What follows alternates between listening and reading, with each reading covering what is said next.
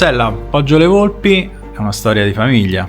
Poggio le Volpi è una storia di famiglia che ormai siamo alla quarta generazione. Tutto nasce da Manlio Mergè. Manlio Mergè era il nonno di Felice Mergè, che è la terza generazione. La quarta generazione rappresentata da Armando Mergè, il figlio di Felice, ma Manlio Mergè rappresenta il cosiddetto vignaiolo, il carrettiere, cioè i vignaioli. Quindi Manlio Mergè ai Castelli Romani a Monteporzio produceva il vino e lo portava a Roma col carretto, quindi i carretti. Il carretto di vino con i più abbienti portavano il vino e il carretto era tirato dai cavalli, i meno abbienti dal somaro, e dietro c'erano le cosiddette botticelle. Quando il vino era un alimento. Quando il vino era un alimento, stiamo parlando che intorno al 1920, quindi insomma, quindi produceva, si stava in vigna, poi si passava in cantina, ce ne ricordiamo, non lo possiamo immaginare, ma insomma le cantine non sono quelle di oggi, no? Esisteva un HCCP artigiano e artigianale, diciamo, no? Quindi si produceva il vino,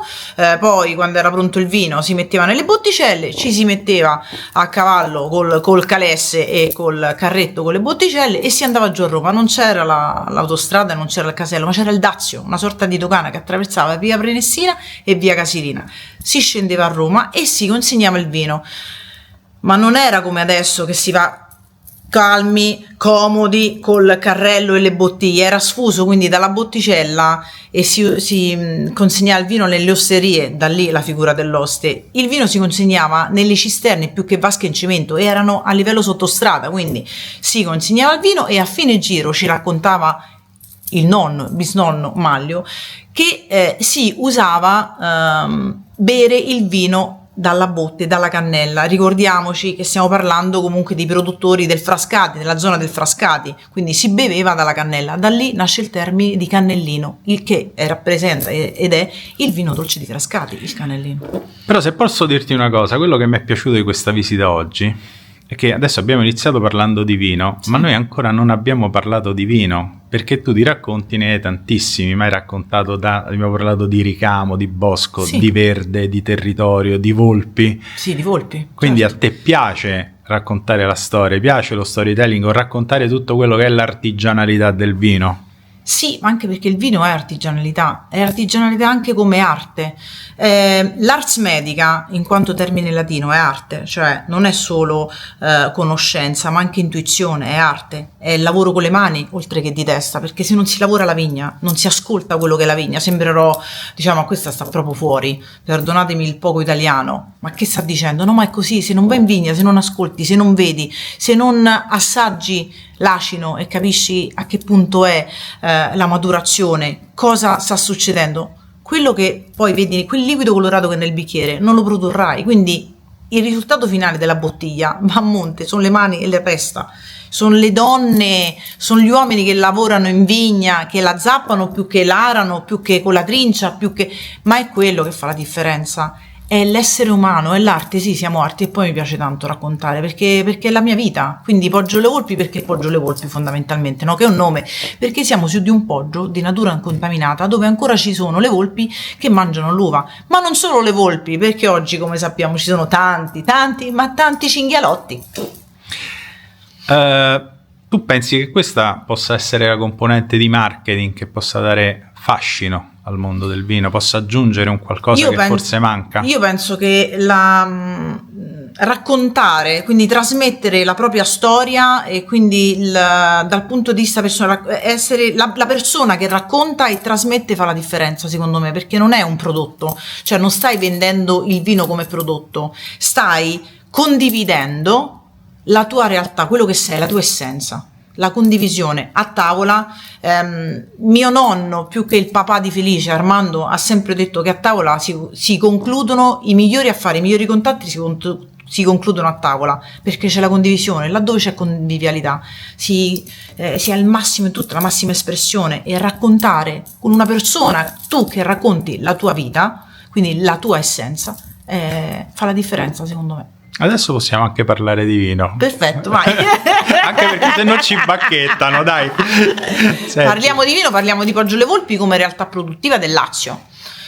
Quindi Poggio le Volpi si trova a Monteporzio Catone, produce vini, Monteporzio Catone, la sede, la realtà produttiva. Siamo in una zona dove si producono 2 denominazioni, Frascati e Roma Doc, ma anche IGP Lazio, quindi Poggio le Volpi Lazio, Masca del Tacco Puglia, che raccontano una storia un po' più ampia, come dicevo, è la storia dei viticoltori Felice Armando Mergè. Il viticoltore è con lui il vignaiolo, che produce il vino dalla terra, dalla vite, per poi arrivare in cantina, per poi arrivare in laboratorio. Voglio sfatare un mito o voglio sfatare una diceria. Quando si parla delle cantine del laboratorio non è chimica, ma è molto importante, dovete sapere perché noi ve lo dobbiamo dire, noi che produciamo, noi che abbiamo le mani in pasta o le mani in vino, che il laboratorio è molto importante per fare le analisi del vino, che serve per capire qual è il pH, la volatile, sono cose molto importanti, non perché il vino è chimico, la chimica è alla base per poter realizzare le analisi, per poter capire, no? Quindi dal laboratorio per poi andare in imbottigliamento, per poi andare in bottiglia. Il risultato finale che si vede del vino, parliamo di Poggio le Volpi, facciamo un'icona come vino, people più che Donna Luce, quando bevete il Donna Luce, quando degustate il Donna Luce, è il risultato finale di anni, giorni della scelta del bicchiere, della scelta dell'etichetta, non solo dell'etichetta. L'etichetta che cos'è? L'etichetta è un racconto finale, il risultato finale di un racconto, quindi la scelta della carta, perché deve essere adesiva, a seguito delle prove va bene, non va bene, deve resistere al fatto che la bottiglia va nel suo caso col ghiaccio, magari più che con l'acqua, non si deve staccare, le varie prove, il tappo, perché il peso di quella bottiglia, perché il colore. Questo è il vino.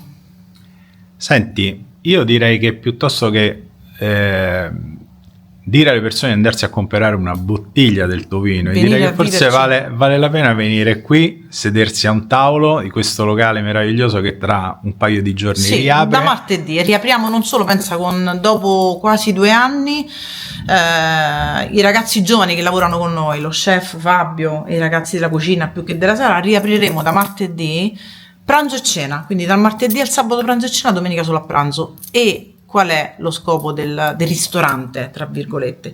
Quando ognuno di noi mangia benissimo a casa propria, quindi se io, Rossella, decido di andare a un ristorante, perché 1 mi devo sentire a casa, 2 sto bene, vivo un'esperienza che mi riporto poi fuori, quindi me la porto con me, mi arricchisce.